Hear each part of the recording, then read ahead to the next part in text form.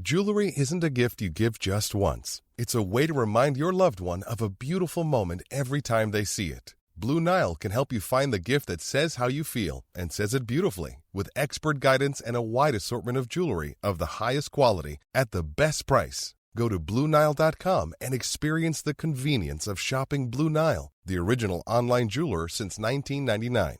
That's BlueNile.com to find the perfect jewelry gift for any occasion. BlueNile.com. We took it all.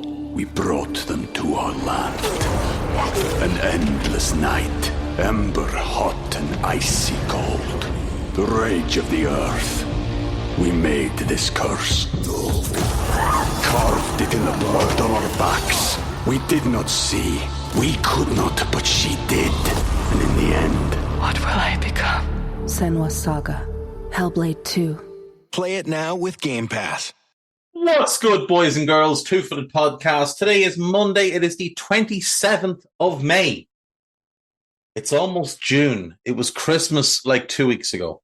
This is a farcical year going far too fast. However, we have stuff to get into. So let's start with the Championship playoff final played yesterday. Southampton won, Leeds United 0. Southampton are back in the Premier League after a one-season absence. Congrats to Russell Martin. I was not a fan of the appointment, but he has delivered, and he has taken his team back to where they wanted to be. Adam Armstrong with the only goal of the game on 24 minutes.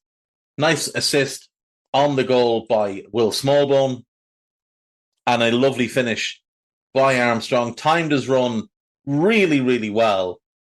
And just finished across Meslier, gave him no chance. Armstrong nearly doubled the lead from a similar position, but this time Meslier was able to make a save. Very disappointed with the Leeds performance. The only real chance they had of note was when Dan James nearly broke the crossbar, and even that wasn't a great chance. I thought Saints fully deserved their win. I thought Leeds made poor decisions. I thought that front four, which is incredibly exciting, Nanto, Reuter, Somerville, and Perot, just didn't turn up on the day. No Patrick Bamford, obviously a blow for them.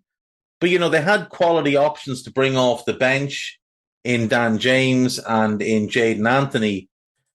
So they had 6 quality forward options. And I do think that the Mateo Joseph kid looks promising as well. And none of them could do anything to hurt Southampton. So, look, it's a disappointing season for Leeds. They've now got some massive questions to answer.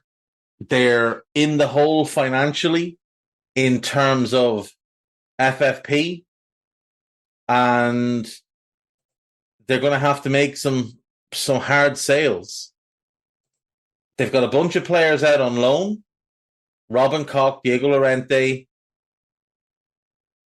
Rasmus Christensen, Brendan Aronson, Mark Roca, Max Vober, Jack Harrison. These are all players that are going to have to be sold. The question is, can they be sold domestically before the 30th of June? Because that's when they have to bring in 100 million or thereabouts in transfer profit. And that's where it's tough. Like Robin Koch, I believe that move is permanent.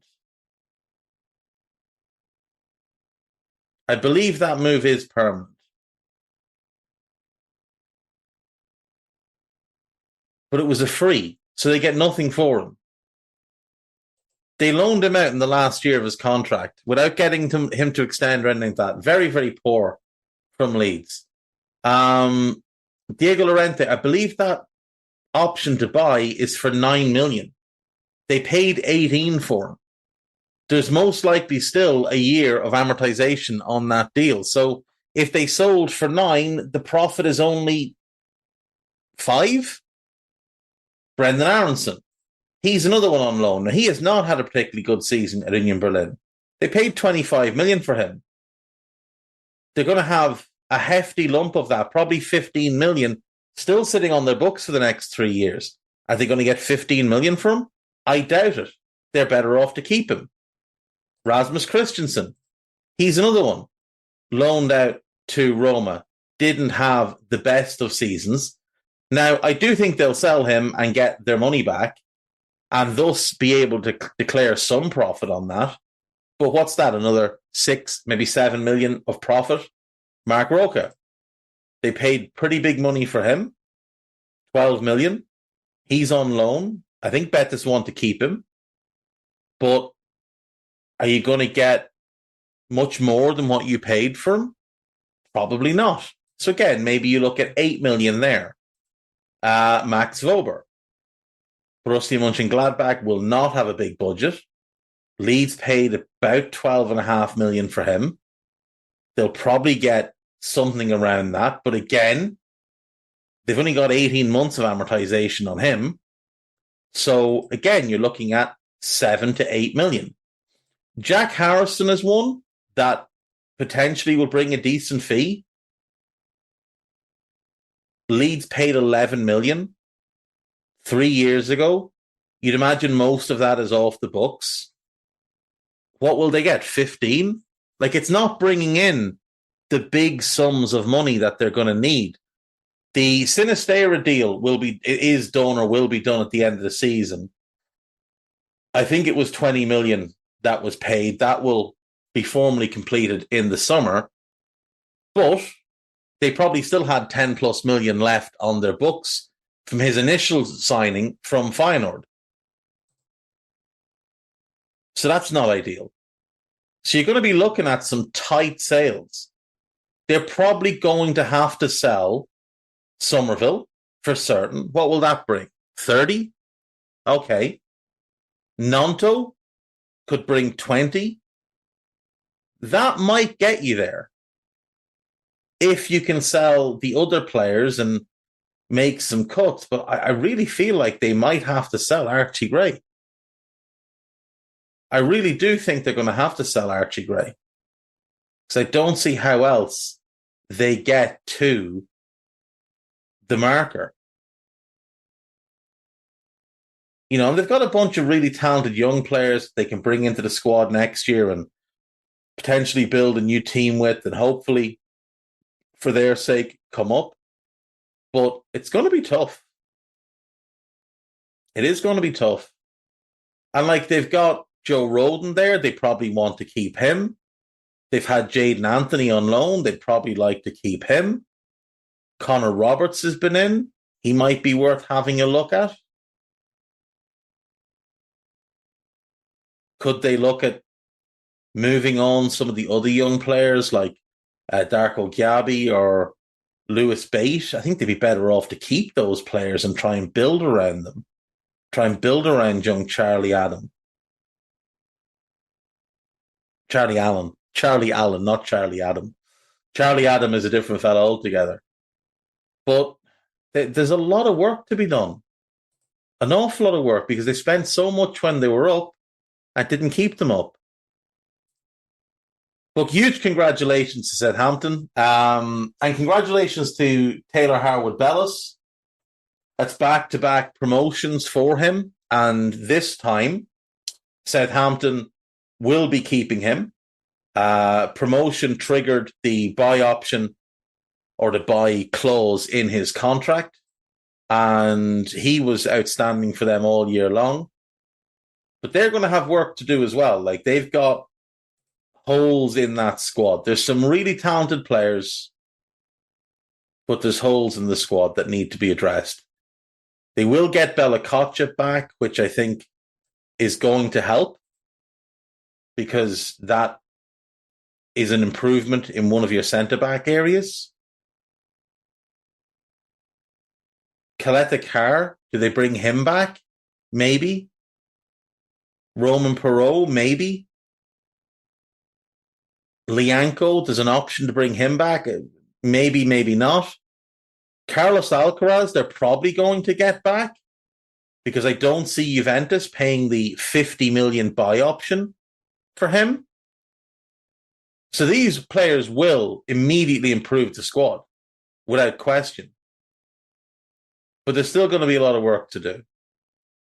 Still going to be a lot of work to do. They will get more out of Shea Charles next season as well. He had a good year this year, played 32 games in the league campaign, but he'll develop, he'll get better. Harwood Bellis will get better. You'd imagine Edozie gets better. And some of those younger loan players, like Bella Kotchap, though he had a bad loan, but you'd imagine he'll be better next season. Alcaraz will be better next season. And there's talent in the squad, no question. At some point, you would hope that Sekou Mara and Kamaldeen Sulemana click and find their form. Juan Larios is another young player that's there, left back. You'd hope that he starts to show improvement. Gavin Basunu, who missed the end of the year through injury,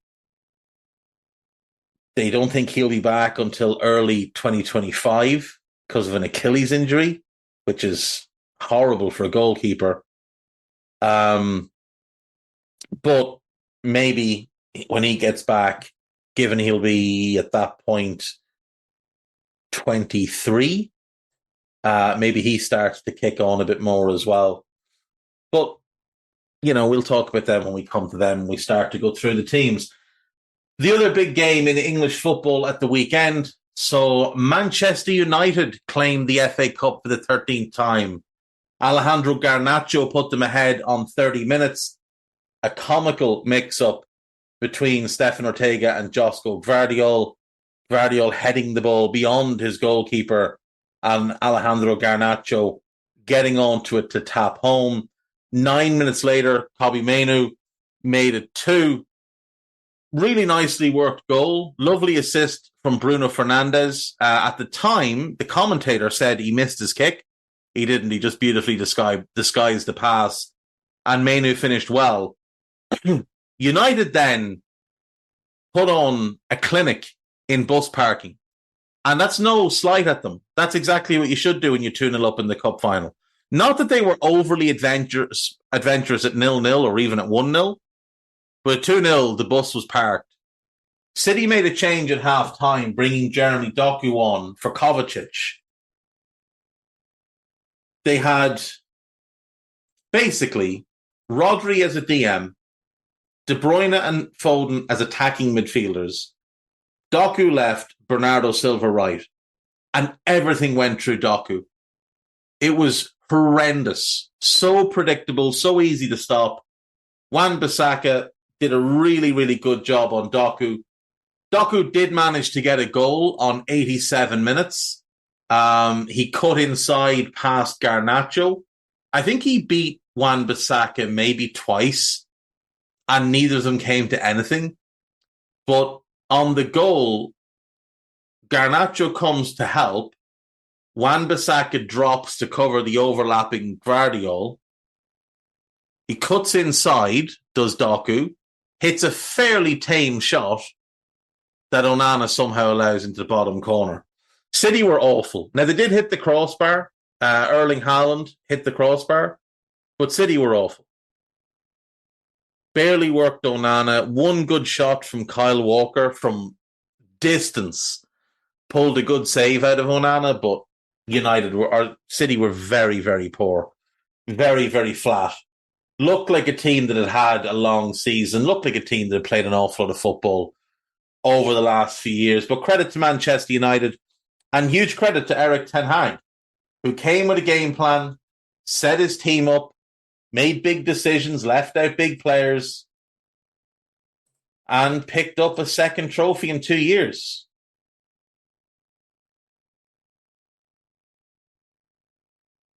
You have to give him credit for it. You really do. He has been more successful at Manchester United with 2 trophies and a cup final defeat last year than Mikel Arteta has been at Arsenal, who's won 1 trophy and nothing else. We obviously have no idea if Ten Hag will continue as United manager. It was obviously reported last week by certain somebody in The Guardian that they decided to move on from him, but as yet there's no confirmation of that. There are some rumblings that a lot of the players would like Ten Hag to stay, that Ineos do like Ten Hag and are keen to continue working with him, but that, they might just feel like he has a ceiling. We'll see. We'll see. I mean, if they wanted to keep working with him, they could move him to Nice if he was up for that. They have an opening now at Nice, so they could look to do that, but we'll see. We'll see what happens with United. They've got a big decision now to make in terms of their manager, as other clubs have as well, and we'll talk about that more in part 2. Let's move around Europe a little bit and catch up on some cup finals and how seasons have ended. So in Scotland, the Scottish Cup final took place at the weekend, with Celtic beating Rangers. Adam Adey scoring the only goal of the game in the 90th minute. Really good work from substitute Paulo Bernardo. Picked the ball up in midfield, beat his man, drove forward, took the shot from long range. Butland spills it, and Adey is there to tap home from close range and secure the double for Celtic. Incredible scenes with the Green Brigade and the Celtic fans afterwards in Hampden Park. The noise level throughout that game was absolutely spectacular. In Portugal, we had a cup final, one that was mired in controversy. Sporting go 1-up on 20 minutes through Jeremiah St. Just. Ivan Nilsson equalises 5 minutes later. St. Just is then sent off on 29. I thought it was questionable. The game went to extra time, and Mehdi Taremi with the winner in the 100th minute from the penalty spot. Again, potentially, you could argue a little bit of a questionable penalty, but nonetheless, Porto are cup winners. Sporting obviously won the Portuguese league. In France, Paris Saint-Germain took on Lyon in the French Cup final. Ousmane Dembele opened the scoring on 22 minutes. Fabio Ruiz made it 2 on 34.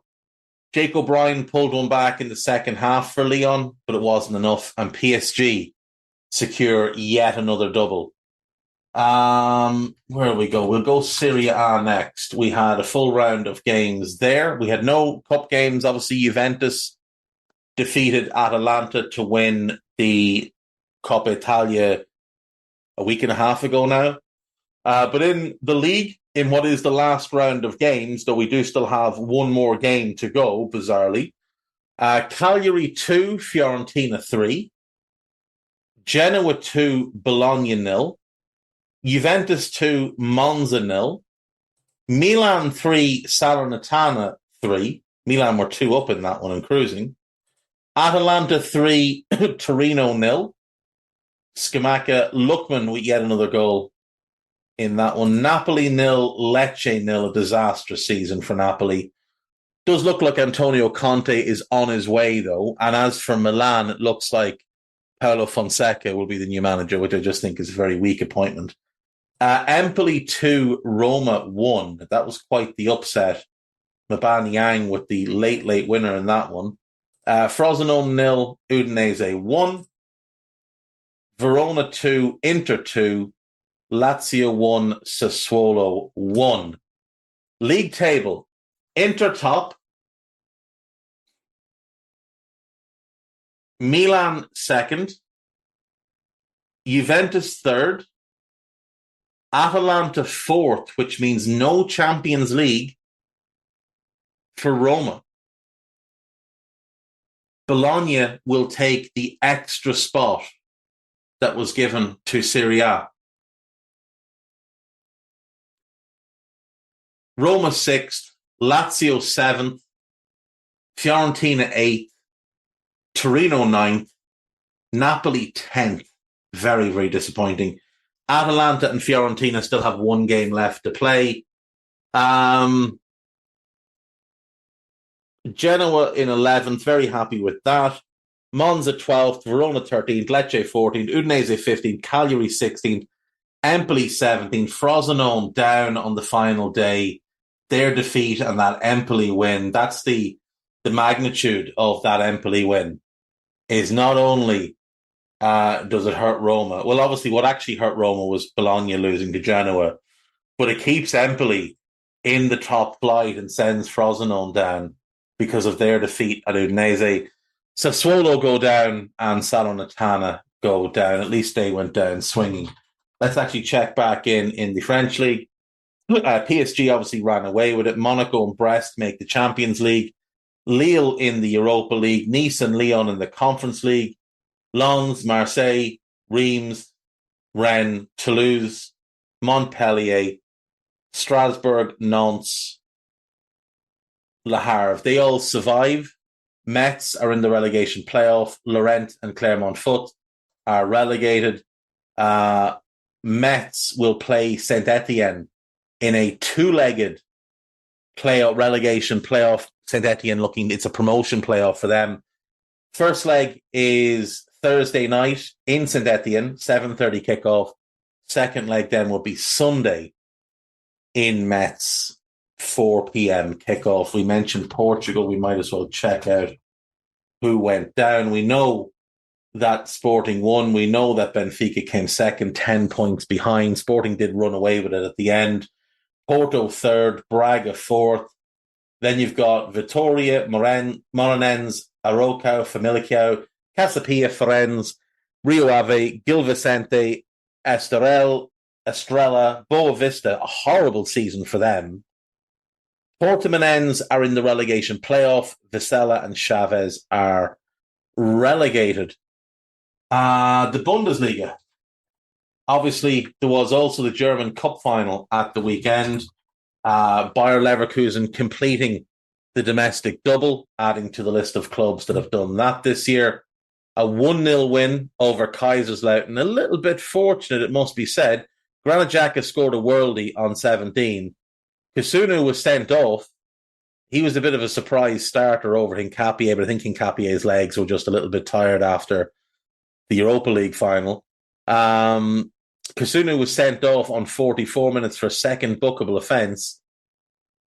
And I think if Kaiserslautern just had a little bit more quality, maybe they would have pulled that one off. But congrats to Leverkusen, an unbeaten domestic campaign, one defeat in all competitions. Unfortunately for you, it came in the final of the Europa League, but an amazing season nonetheless. And can we just take a moment to appreciate what a spectacular trophy the German Cup is? It's absolutely sensational. In the Bundesliga, Leverkusen win the league by 17 points. Stuttgart second over Bayern Munich.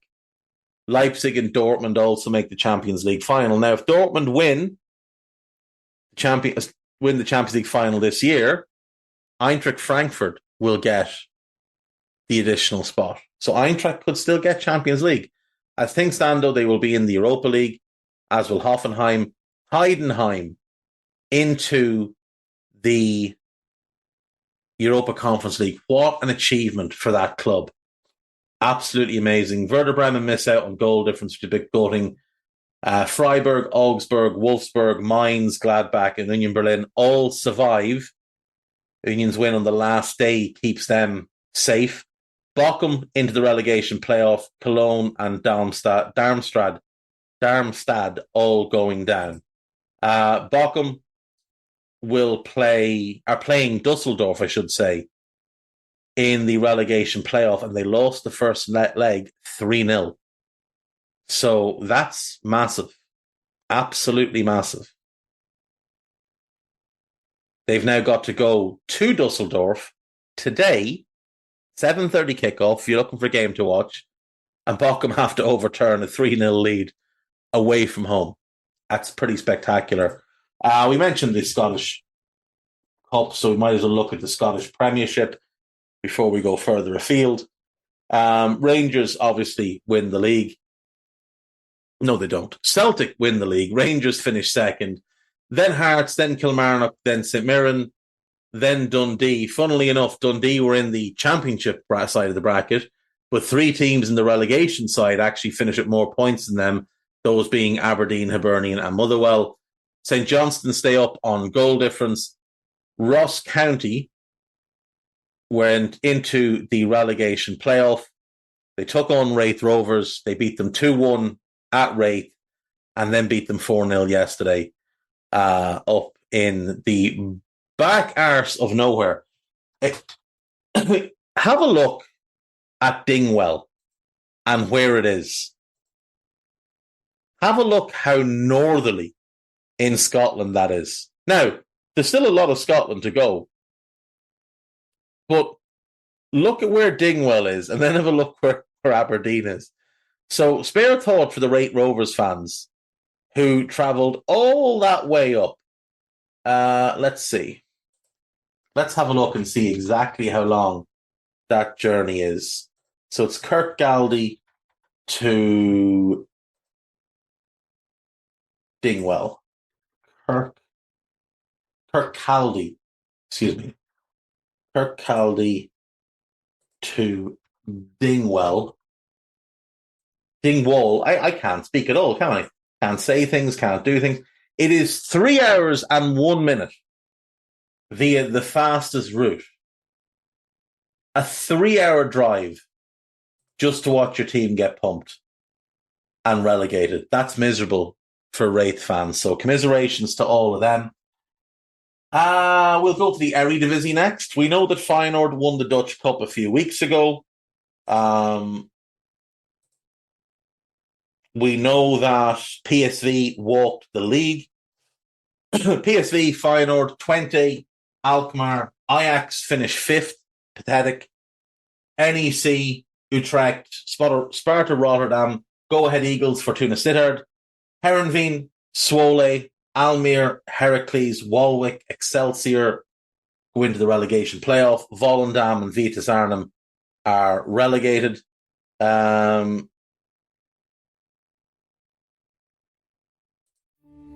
We took it all. We brought them to our land. An endless night, ember hot and icy cold. The rage of the earth. We made this curse. Carved it in the blood on our backs. We did not see.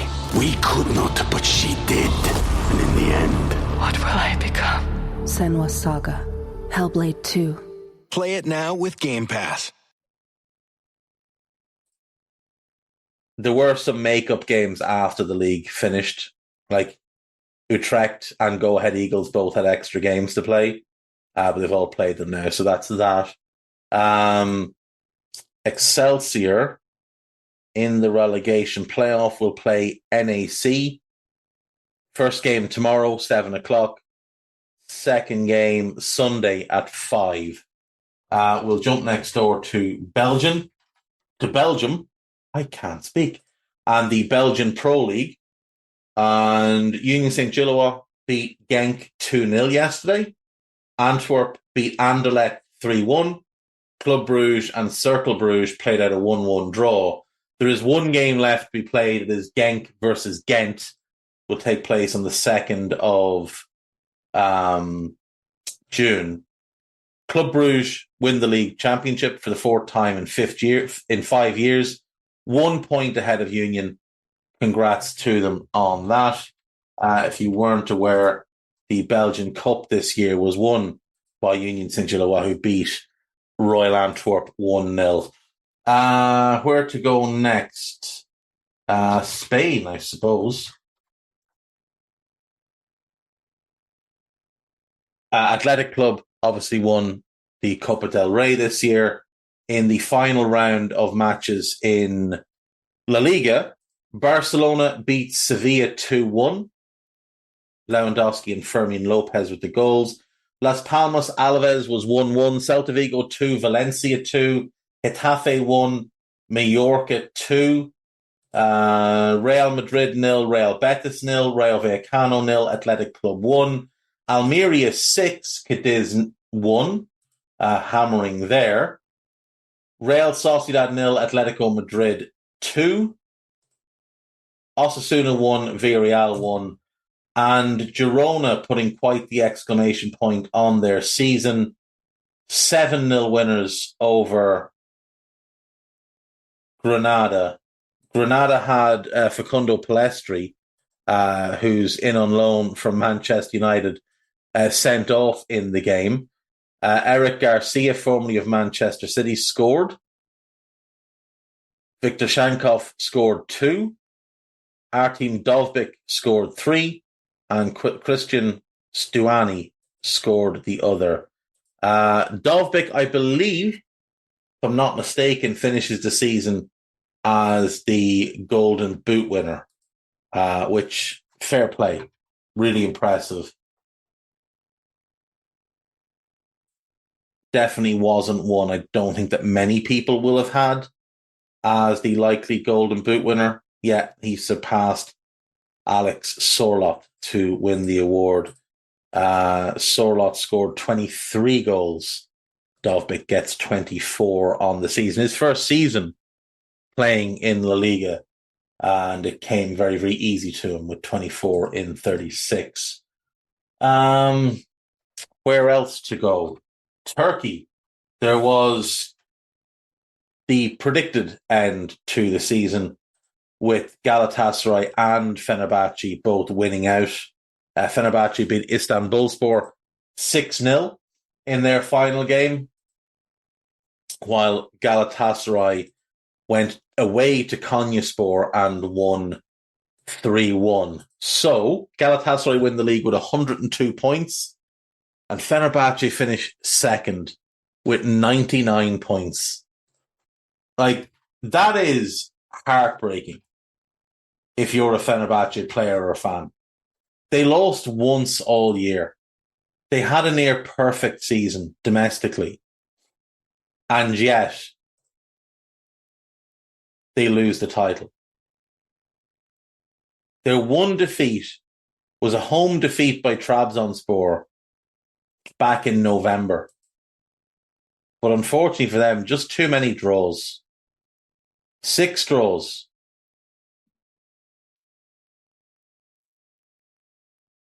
Six draws. Yeah, they'll not be best pleased by that at all. I wouldn't mind, but they beat Galatasaray in match week 37 as well. Bad-tempered game. Really bad-tempered game. Fenerbahce, the man sent off in the 21st minute and still went on to win the game. There was 4 players booked within the first 15, and he was sent off on 21 for second bookable offence. And Kagla Sionchu scored the only goal of the game. So yeah, spare thought for Fenerbahce, because that's rough. Besiktas obviously claimed the Turkish Cup last Thursday, beating Trabzonspor by 3-2. In Greek football, Panathinaikos claimed the Greek Cup at the weekend, a 1-0 victory over Aris, a late goal by a chap whose name I will not try and pronounce. 97th minute for that one. In the league, PAOK are champions. Their 2-1 win over Aris last weekend was enough to ensure they finished above AEK. Olympiacos third, Panathinaikos fourth, and then an enormous gap to everybody else. But Aris, to their credit, finished fifth and got to a cup final. So I think they'll be very, very pleased with their season. Is there any other leagues we can have a quick look at? Let's see. Let's see.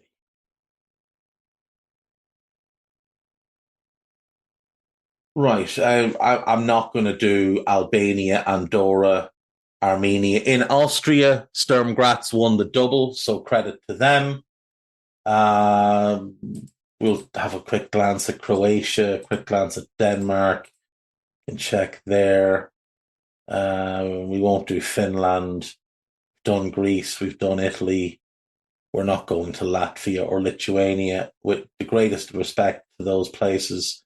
We can have a look at Poland, Romania, Russian league, done Scotland, do Serbia, Slovakia, Slovenia. No, Switzerland we'll have a quick glance at.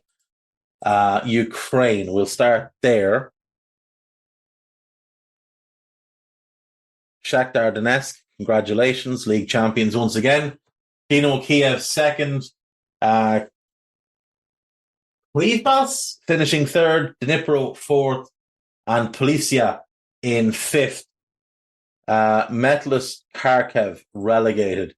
They've had a real tough time of things in recent years. A real tough time of things. Their original club was owned by a gentleman whose finances, shall we say, drew eyes from certain people. And then he disappeared. And then the whole thing went up in a heap. So a new club had to be formed. And they've been relegated. So there you go. In the Swiss Super League, Young Boys finished top, 12 points clear of Lugano. Servette in third, Zurich in fourth, St. Gallen fifth, Winterthur in sixth, Luzerne in seventh, Basel in eighth. Disappointing season for them. Yeverdon and Lausanne finished ninth and 10th. Lausanne, that's another one of the Ineos clubs, if I'm not mistaken. Yeah, it is. So finishing 10th in the 12-team league. Not exactly ideal. Grasshopper finishing 11th and the other Lausanne club going down. Grasshopper go into the relegation playoff. The first leg ended 1-1 against Thun. That was played yesterday. The second leg will be the 31st. Thun will be at home for that one. So I just think back to like Grasshopper Zurich, if you didn't know, are now owned by LAFC, which is just weird to me. But I remember years back when they had quite a few good players and used to produce like Johann Vogel. Wasn't Johann Vogel was one of theirs? He was a really, really good player. Really, really good player. Yeah, he came through the Grasshoppers team. Them and Basel were the top two, but obviously things change. Yeah. If you remember Matt Jackson, long-time Premier League fullback, played for Luton, for Everton for a long time, for Preston, for Charlton, for QPR, for Birmingham, for Norwich, for Wigan, for Watford and Blackpool. Most of his career spent between Everton, Norwich, and Wigan. Spent like 5 years at Everton, 5 at Norwich, and 6 at Wigan. He was president of Grasshoppers up until recently enough, but I think he has stepped down. So there we go. Serbian Super League, Red Star Belgrade, league champions. Partizan finished second, and Baka Topola finish in third. In the Russian league, Zenit St. Petersburg champions, Krasnodar in second, Dynamo Moscow in third. Dynamo were on the brink of winning the title up until the last 2 games. So, up until the last game. If they'd won their last game, they would have won the title. Instead, they finished third. That's disappointing as well. Lokomotiv Moscow, Spartak Moscow, and CSKA Moscow. So all the Moscow clubs ranked 3 to 6th. Then Rostov, Rubin, Kazan. It's a strong league. There's some good players in Russia. Sochi and Baltica go down. A couple of teams go into relegation playoff. Best of luck to them in that. In Romania, the artist formerly known as Steaua Bucharest finished top. Rapid Bucharest finished second. Cluj third. Craiova? Is that how it's pronounced? They finished fourth. Constanta finished fifth, and Sepsi are sixth.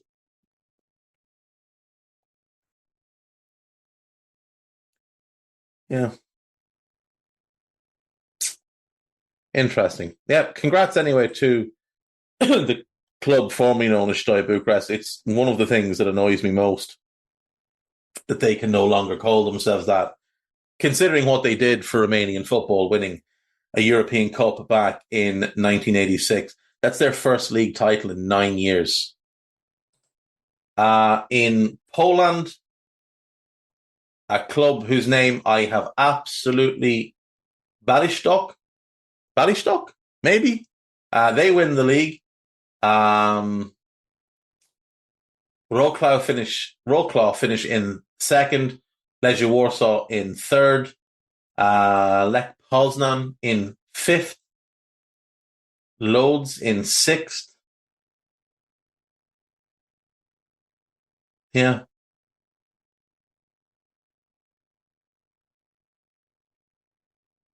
Interesting. Right. Moving on. The Czech First League table. Sparta Prague top. Slavia Prague finish 4 points behind. Victoria Plzeň in third. Baník Ostrava finish in fourth. Danish Super League. Champions once again, Midtjylland. Second is Brøndby. Third, FC Copenhagen. Fourth, Nordsjælland. Then Aarhus, Silkeborg, Odense, Lyngby, Viborg, Randers, Velge, and Vidorf, I think. Could be wrong. Probably wrong. Almost certainly wrong is what I would say there. Almost certainly wrong. The Danish Cup, if you're wondering, this year was won by Silkeborg, who beat Aarhus 1-0 in the final. In Croatia, Dinamo Zagreb win yet another title. Hajduk Split finished third. Yeah, there we go. So yeah, that's basically us caught up all around Europe. And I can go to break now, so I'll see you after this. Right, welcome back. So let's have a look at the Premier League managerial situation. So, as things stand, there are two clubs who do not yet know who their managers will be next season. That number might rise as high as 4 because there are a club who have not yet decided if they're keeping their manager and a club who may lose their manager to one of the two that has an existing opening. What we do now know, as of about 5 minutes ago, is that Kieran McKenna is going to extend his contract at Ipswich and stay, which is fantastic news for Ipswich. I think it's the right move for McKenna. I think it's the honourable move for McKenna. And I do wonder if the knock-on effect of that is Manchester United deciding to do another year with Erik ten Hag. And maybe getting everything else in place and then having McKenna come in next summer if he succeeds in the Premier League. And by succeeds, I don't mean stays up or anything like that. I just mean if he comes up and shows that he can overachieve. And right now, overachieving for Ipswich would be finishing anywhere other than bottom. Because as things stand, they're the club most likely to finish in 20th. So even if he finishes 18th, I think that's a decent achievement. Like, I think Rob Edwards, by finishing 18th, had a decent achievement this past season. And there'll be some United fans that'll push back about hiring a manager who finishes 18th and all that kind of stuff. But the fact of it is, this lad has been at United. He knows the club. He knows what's necessary. He knows what's expected. And he's a super talented manager who's 38 years of age and in his first full-time job has taken a team from League One mid-table to the Premier League in a short period of time. So I think McKenna will end up at United eventually. Whether it's next summer or not, maybe not. Maybe United will make a change now and go with somebody with a view to 3 to 4 years, and then McKenna comes after. I would be willing to bet a significant amount of money that he turned down the Chelsea job, which is why we've heard from the usual unsourced mouthpieces who are paid to tweet this kind of nonsense because they're not journalists, they're social media influencers, that he was informed he wasn't progressing to the final stage of their in-depth managerial hunt. Absolute garbage. Funniest thing about the Chelsea search is a fella starting a Twitter account tweeting out that De Zerbi had already signed his contracts, that everybody had signed NDAs, gaining over 6,000 followers in a day. Danger Ben Jacobs then going along and tweeting out that De Zerbi was under consideration while nobody else was mentioning him. And it turning out that De Zerbi is not going to be the manager at all. It looks like it will be Enzo Maresca for Chelsea.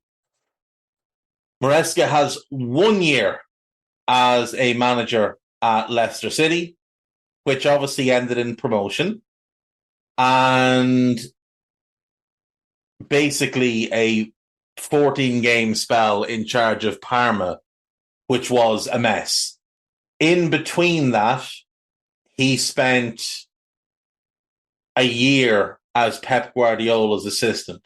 Before that, he had spent a year working in the City Academy. There were quite a few flaws in that Leicester team this season. I know that they won the title and got automatic promotion, and congrats to them. But there were significant flaws in that squad. You just look at the results. Look at the results from the 13th of February onwards. They won 6 while losing 7 and drawing 1 when the pressure was on. They were brilliant for the first 26 games. 3 defeats, 2 draws. 121 games. Tremendous. Lost a game, drew a game, won 4 in a row, then lost 3, won 1, drew 1, lost 1, won 2, lost 2. Did manage to win 3 in a row to secure promotion and lost on the final day. Look, the Championship is a crazy league, but I would look at that last run of games and even throw out the last one because they were already promoted. But I'd look at winning 6 of 13 games as a little bit of a concern. A little bit of a concern. Like, Leeds fell apart down the stretch. It was the issue for them.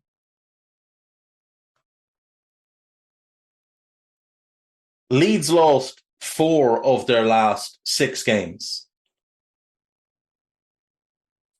And still only finished 7 points behind. 4 of 6 with a draw. They took 4 points from the last 6 games. Leeds, if they hadn't capitulated, could easily have come up. Easily.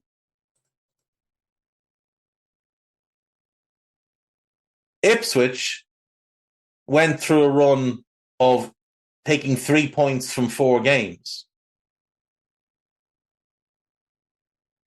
A defeat and 3 draws. Like, Leicester could very easily have bottled it and fallen into the playoffs. Now, they probably would have won the playoffs, admittedly, but you never know. But they had such a lead, and to allow it to just get chopped away like that, even when the other teams weren't playing well, is concerning to me. He plays decent football. He's a bit tactically naive. He's a bit clever for his own good. I don't think he's ready for a job like Chelsea. I'm seeing talk of long-term projects. Graham Potter was appointed as part of a long-term project. It seems like a very strange move to me. It really does. I struggle to believe that's the best manager Chelsea could get, but maybe other managers are having a look at the club, and I think McKenna turned them down. I'd be willing to bet on that. We all know Amorim turned them down multiple times. It wouldn't surprise me if a couple of others turned them down as well, because they just view the club as an absolute dumpster fire, because the ownership situation is messy, because Todd Bowley's a clown, because the recruitment team are just running their own show there, spending money left, right, and centre, playing football manager with no sense of how to actually build a team. No sense of it at all. It's what happens when you appoint people to positions that are above where they should be getting appointed. Like, there's just no logic to how Chelsea operate right now. No logic to it at all.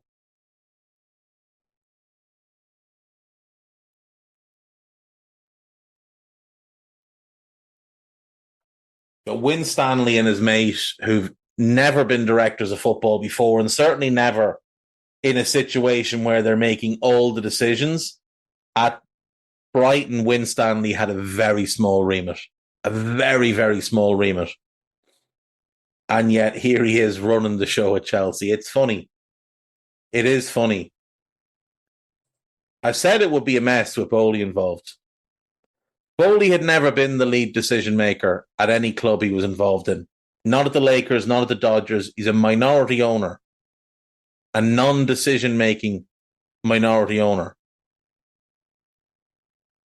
He gets the run of things at Chelsea. Now, they've pulled that back from him, but he's making a mess of things in quite spectacular fashion.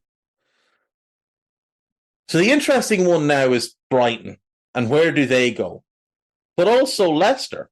Like, they've just been promoted and now they're in need of a manager. I think Leicester are the club to watch for Graham Potter. I think Potter goes to Leicester. I'm not sure what Brighton will do. I think it might be a name a little bit out of left field.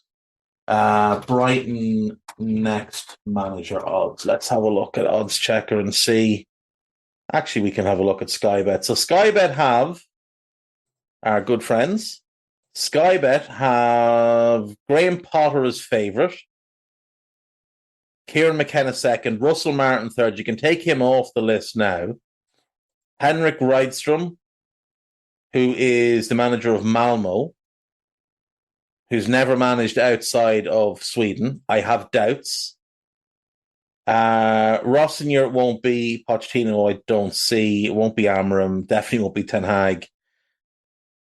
Xavi, that's an interesting one. I don't see it, but it's an interesting one.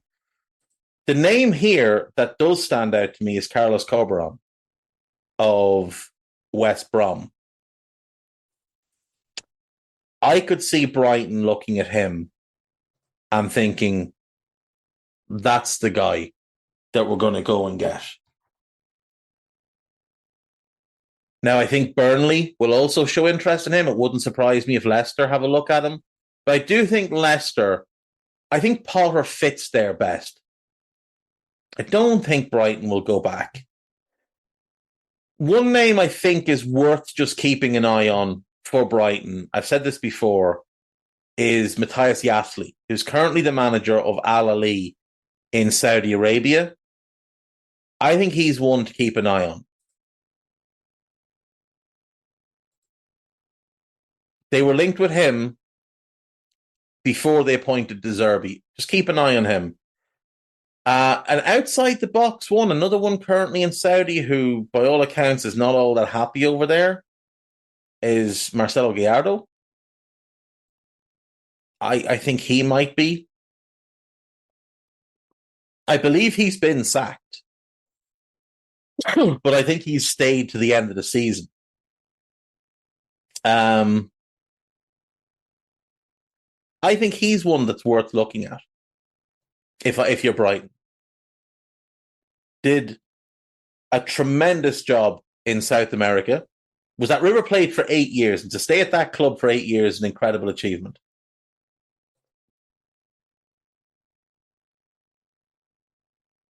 In his career as a manager, he went to Nacional in his first job and won the league title. With River, he won the Argentine League once, the Argentine Cup 3 times, the Super Cup twice, the Copa Libertadores twice, and was runner-up. And the Sudamericana, which is basically their version of the Europa League, he also won that. He won their version of the Super Cup 3 times as well and was runner-up in the World Club Cup. I think he's worth them kicking the tires on.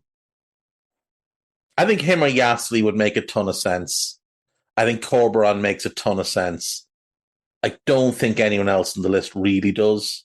Amram would be incredible, but he's not going to go there.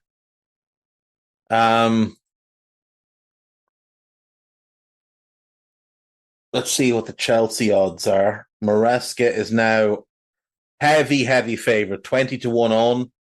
Then De Zerbi, which is a non-starter. Thomas Frank was heavily linked and seemed like it could be a real thing. Mourinho, I don't think that was ever a starter. Amram turned them down. McKenna turned them down. I would bet Tuchel turned them down if contacted. Xavi doesn't want any part of that mess. It's a shame they didn't go for Brendan Rodgers. That would have filled me with joy. So do we then have odds on a next Leicester manager? We do. And Carlos Corberan is first, 4-1. Mark Robbins is second, also 4-1. Then Graham Potter. Then David Moyes. I don't see that one. Steve Cooper. I think Cooper goes maybe to Burnley, maybe to West Brom if Corberan leaves. Rossinier, I think, gets a championship job. Edwards, I think, will stay where he is. Wagner, Lampard, Pochettino's not taking that job. Michael Carrick, I think if he had a better year, maybe. Will Still and Kjetil Knutsen. Kjetil Knutsen was linked to a lot of jobs for a while, and that has all gone quite quiet. He's another one that Brighton might just look at. He's obviously won 3 league titles up at Bodo Glimt, so maybe they'd look at him again. The Sunderland job's the other one in the Championship that I think is a big potential draw for a lot of managers. Like, it's a big club with a huge fan base, great stadium, decent squad of players. You've got Hull without a manager, Norwich without a manager, and Sunderland without a manager. Burnley are about to lose company, obviously. And if Corberan was to leave, that would be a lot of good openings there. So, there's jobs for a few of them, including Rossinier and Cooper.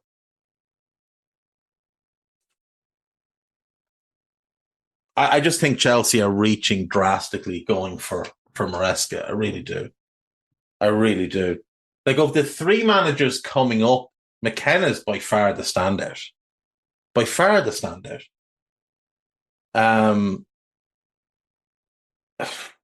I don't know. We'll see. We'll see how he does if it is indeed him that lands there. But by all accounts, they have now asked Leicester City for permission to speak to him.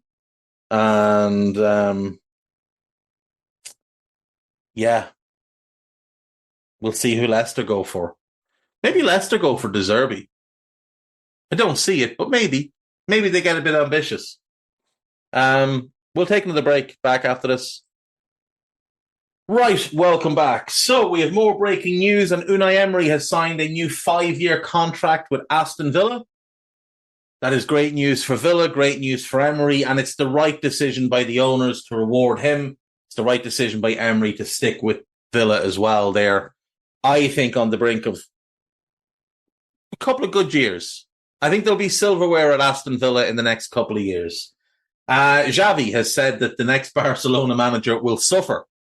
And he's probably right. Hansi Flick will be appointed this week, and it's going to be a tough job. Maya Le Tissier has been called into the England women's squad to replace Niamh Charles, who's out with a calf injury.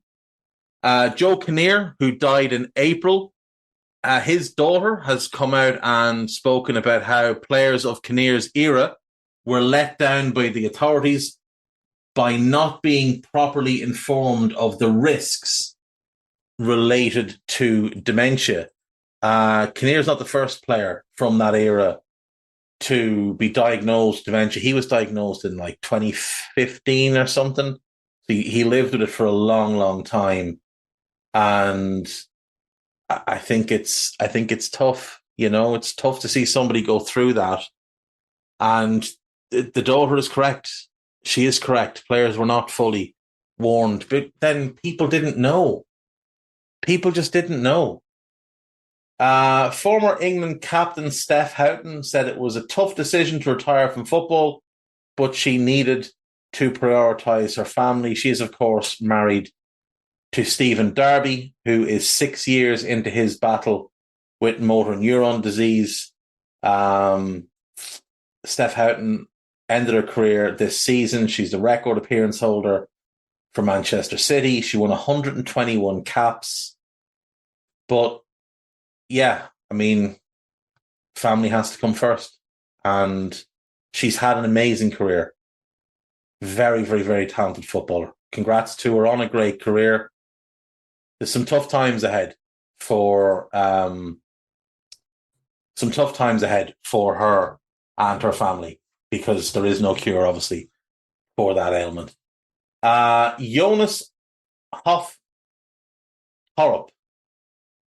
is being lined up as the new Norwich City manager, and they're hoping to appoint him by the end of the week. The 35-year-old Dane is currently the manager of Nordelsjand. He has been there for about 18 months as the manager. He was previous to that. He spent some 8 years working as a youth coach and then as the assistant manager when Flemming Pedersen stepped up from manager to technical director. Thorup was promoted. So that's an exciting one. It's an outside the box appointment. So congrats to them on that. Leah Williamson has signed a multi-year contract to stay with Arsenal. England defender Esme Morgan is set to leave Manchester City this summer, subject to international clearance. It seems like she's going to a club in the USA, though nothing has been formally announced in terms of where she's going. So I suppose it's a matter of wait and see, isn't it? Let's see now. Got 3 days worth of gossip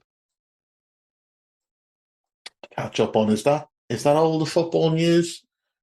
Christopher Olsen of Midtjylland says he will play again after blood clots on the brain left him without motor or verbal skills, but he was seen. He did make an appearance on the final day to bring the trophy out.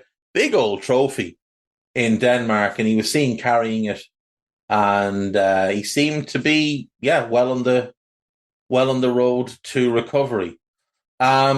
I should have mentioned the Women's Champions League final took place on Saturday night. Barcelona 2-0 winners over Lyon. Aitana Bonmati and Alexius Putellas with the goals there. So back-to-back Champions Leagues for Barca, and goals from 2 Ballon d'Or winners. which, very, very impressive. Very, very impressive.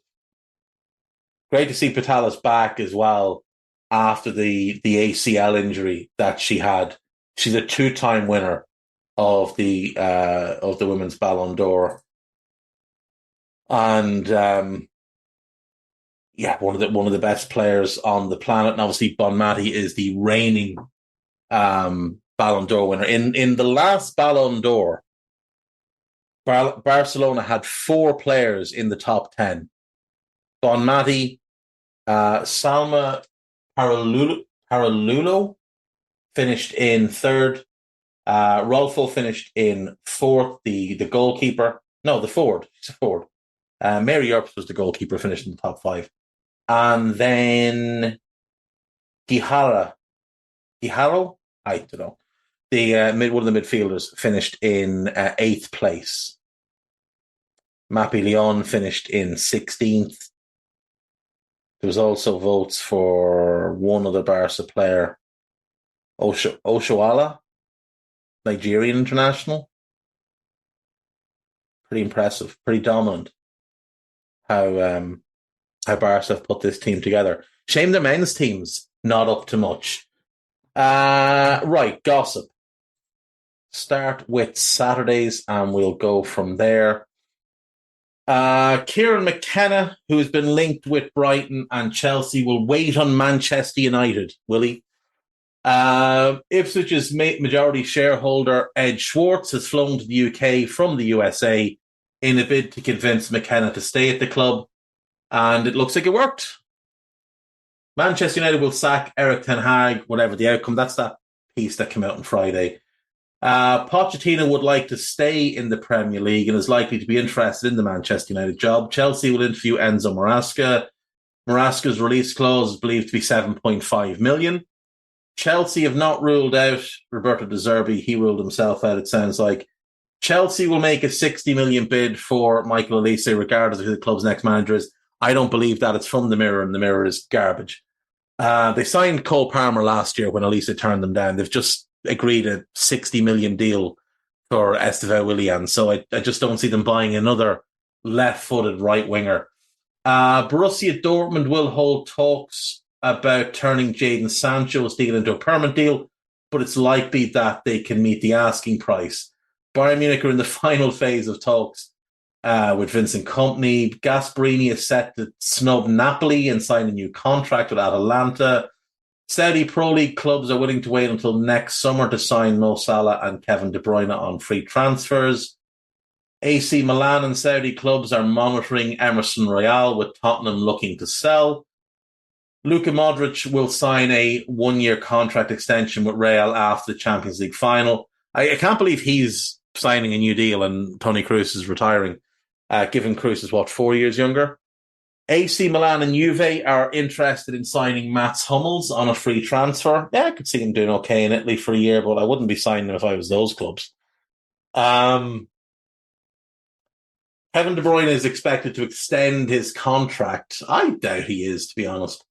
Barcelona sporting director Deco is an admirer of Luis Diaz, and the Spanish club could sell Rafinha to fund a move for the Colombian international.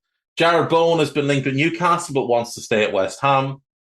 Chelsea are set to make a £20 million bid for James Trafford, yet another goalkeeper who's not ready for that level. Emile Smith-Rowe's camp will hold talks with Arsenal about his playing time moving forward. Barcelona have contacted Thiago Alcantara about becoming player assistant. I'd love to see that. Player assistant to Hansi Flick.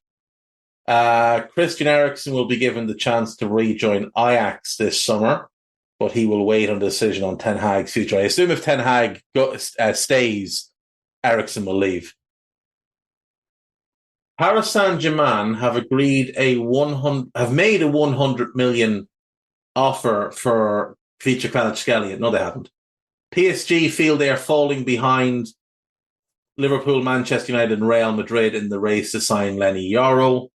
Napoli are in contact with Antonio Conte. It looks like that one is going to happen. So Conte will be charged with trying to rebuild the mess that's been made in the last 12 months. United are leading the race to sign Port Vale forward Bailey De Pepe, the England under-17 international, is also wanted by Newcastle, West Ham, Leipzig, Dortmund, and Aston Villa. Newcastle are looking to complete the signings of Tosin Adarabioyo and Lloyd Kelly.